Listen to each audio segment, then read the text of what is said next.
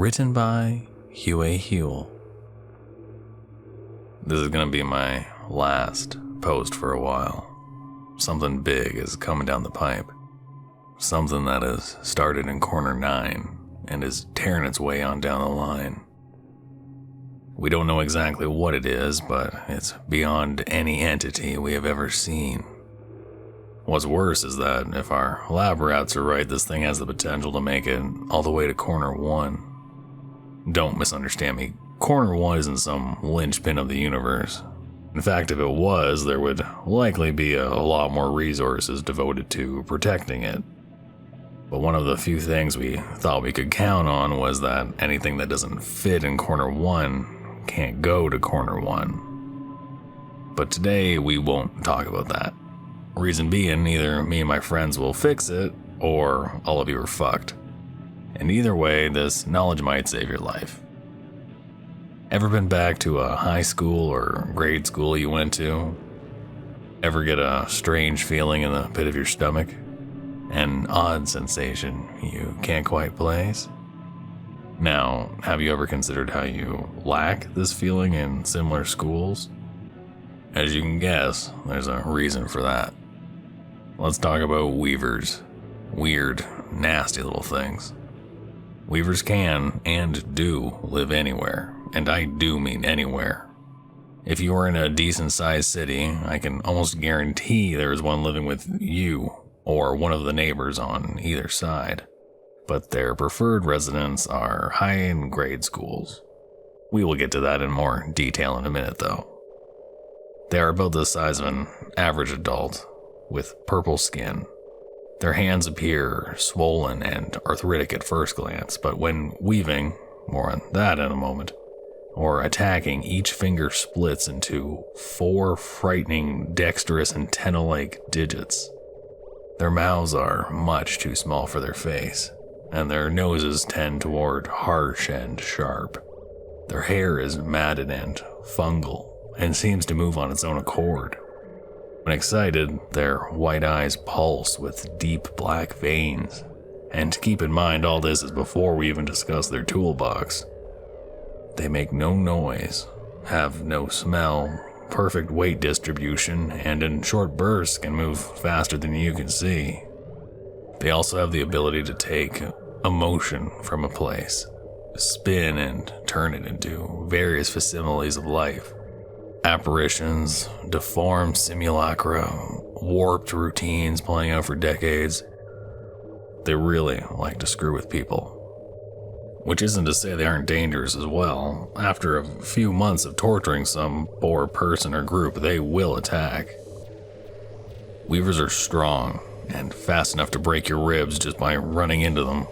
I don't have much in the way of advice for you if you find yourself face to face. Actually, there is one thing.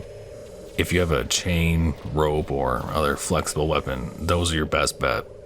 They are half in a different reality, and this makes their depth perception suck. Something spinning and changing angles that fast is going to be the best chance of even scoring a hit. Now we talk about why they like schools. High emotion is the first thing. Your average high school is a bubbling cauldron of hatred and hormones. This gives them plenty of stuff to weave. They take bits and pieces of every child's emotions, combine and twist them, give them some kind of life. Most can, at best, make ghostly images and entities, but some very old ones can create dozens, if not hundreds of creatures at one time, and let them play out when no one is around. They walk the halls of their own twisted fiefdom in complete control. But if there is a large enough spark, this turns from nighttime hobby into essentially a twisted endurance slog for the poor bastard or bastards that get caught up in it. The easiest way for a big enough spark to happen, of course, is for part of their web to overlap. When your dumbass goes to the high school reunion and passes out in the library, let's say, and suddenly you are in a world composed of the worst parts of the minds of 10 generations of teenagers. Don't panic. Fear is what they're looking for. Think of where you are as a giant microwave. The more you panic, the quicker you cook. Once you're done cooking, 8 to 12 of the weavers will descend upon you. One-on-one, on a good day with the right weapon, you have a decent chance. Once the whole hive gets involved, that's a death sentence. You have one of two goals right now. Number 1, find the one exit that is open. No idea why, but there always is one. Get out and run far. And number 2, set fire to / blow up the place. This is dangerous, as most of the time the weavers will call your bluff, essentially checkmating you into suicide. But if option 1 isn't feasible, don't discount a little shock and awe. And this is what is standing in your way. The entire place is going to be packed with very real, very angry, almost living amalgams of students that have went there. Some will look more or less human. Others may be screaming, gibbering masses of limbs, smashing through lockers in an attempt to end their lives. You will be taunted, pushed, shoved, psychologically tortured by the pain shrieks of anyone you knew who went to the school. But they will not initially maim or kill you. The weavers want the meat for themselves, but they need it well cooked with fear. Violence will be met with the same kind of violence. This is very important to remember. Best case scenario is you getting to the exit without even getting an angry stare. Going all cowboy, that gets you killed in a hurry. Do not, under any circumstances, go into the classrooms. There will be 2 things waiting in each. One is an image of such concentrated fear you will be cooked in seconds, and the other is, you guessed it, a weaver. And this one gets you all to itself. Literally no worse fate in this situation. Take as much physical punishment as you can before dishing any out, all while going to the exits in turn. Hopefully you don't miss any and you find the open exit. If not, you get slowly driven mad, beat until your hardest parts are cracked and easy to eat. Then the weavers come in. Those tiny mouths can strip the flesh and bone shards with ease, slowly consuming you as you watch, your limbs useless to even cover your soon-to-be-eaten eyes. Yeah, that was dark, but I'm not really in a lighthearted mood. The next mission I'm going on, it's not like anything before. These new things, they don't play by any rules. They tore through 2 corners that wield planet-cracking force as if it's nothing. And worst of all, they seem to have a plan. We've started calling them the M for multitudes. Looks like originally someone was trying to screw with some of our tech we lost, overclocked it, and released a plague everywhere. There was so much more I wanted to tell you guys. And I hope the day comes when I can, but I'm not so sure of that at the moment. So, before I go, here is some general solid advice. 1. You can be on good terms with an entity, but never forget that within the social and cultural norms they're used to, you are like a squirrel at best. What I mean by that is the entity may get looked down on by eating you, but shit, plenty of people eat squirrel. 2. Be into self-defense, but do it right. Don't buy a weapon you are not going to know inside and out. Blowing your face off because some ghoul might attack, that's dim. 3.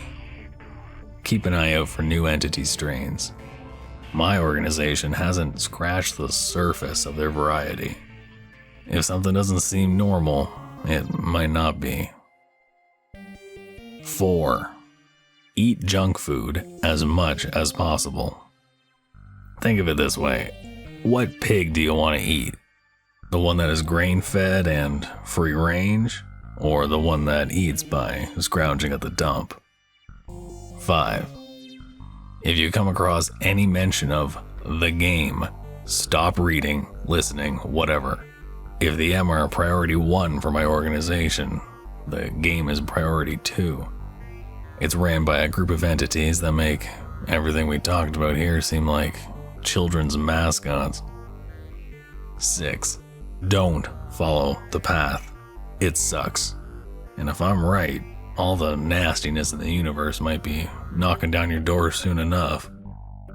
And 7. If you can't follow that advice and have made it this far, I'm gonna do you one last favor. Keep in mind, I shouldn't be telling you about this. As much as I've told you, there is a whole classified file of stuff that is well above your pay grade. What I'm saying here is I'm being the hip uncle giving you a pack of M80s for your birthday. Don't go blowing your fucking hand off and making me look like an asshole, okay? I'm gonna tell you how to go get yourself a caterkiller. My name. Deal with it. This is the equivalent to a catfish for the ethereal realm. Not in looks, but in function. It eats all kinds of emotion and soul-based garbage that would otherwise be building up in the ether, and keeps everything nice. It's also one of the most loyal, brutal, resilient pets you can own. Adults are 200 to 300 pounds, 6 feet long, excluding any tentacles, legs, stingers, etc. And it looks like a cross between a slug and a centipede. Its face tends to have some characteristics of humans mixed with the insectile. They vary in appearance around the globe, but have been known to possess various types of natural weaponry. See above from the insect kingdom. They are very intelligent, and can even be taught to mimic many human words. How to get them? It sucks. Shit, I'm kind of a fuck you, deal with it kind of guy, but I'm gonna say right off the bat, I'm gonna leave a lot of this to your imagination. You'll get it. If you are smart enough to have made it this far anyway. You need to find some scumbags. Not just any scumbags, they need to be killers. But they also need to, be mean to animals. You need to stalk these guys. It must be a group over 3, but I guess it doesn't have to be men. And stand by while they are very mean to animals. Normally this would generate a lot of bad ethereal garbage, but not quite enough to bring a caterkiller into existence. But you are the secret ingredient. Your trauma will be the catalyst to induce the parareality that will let the caterkiller get a physical form. It's gonna kill those dickheads, but you knew that, didn't you? Next, it's coming for you. If you are a stone cold psycho and none of this bothered you, better hope you brought a massive gun or a bigger truck. It's going to try to tear you apart. But if that whole experience took a little bit of your soul with it, if you felt for the animals and the guys who hurt them, you now have 300 pounds of muscle and chitin at your beck and call. Use it wisely. You only get one. And now I really have to go. I just wanted to make that last part for those of you that are dedicated. It's been fun. Andrew McCrae.